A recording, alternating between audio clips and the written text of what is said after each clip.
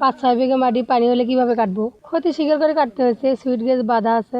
এইরকম ধান নিয়ে এসেছি, নাতে কষ্ট করে আবাদ করছি, এলে জল ডুবি যায়, জল খাওয়া না যায়, খাওয়া পাওয়া যাবার হাতে কি করুন, কাঁচায় তুলছি। বৃষ্টির পানি আগে হয়েছে, সেই পানি উঠি সুইট গেটের পানি দিতে পারবা পারছে না। আমার একটা 5 বিঘা মাটি ধান আছে, এই 3 বিঘা মাটি ডুবি ডুবি কাটা হলো।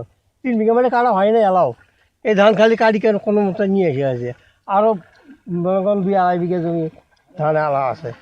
এখন সুইচ গেট বন্ধ, ওই সুইচ গেটের বন্ধর কারণে ধান তো ডুবি যাচ্ছে।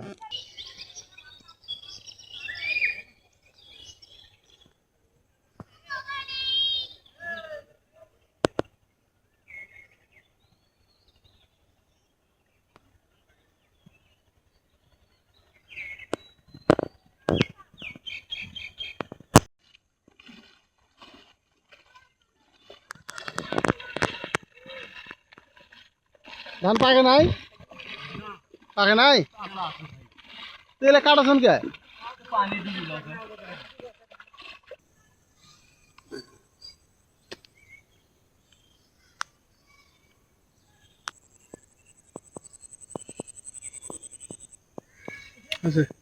কয়েকশো কি সুখে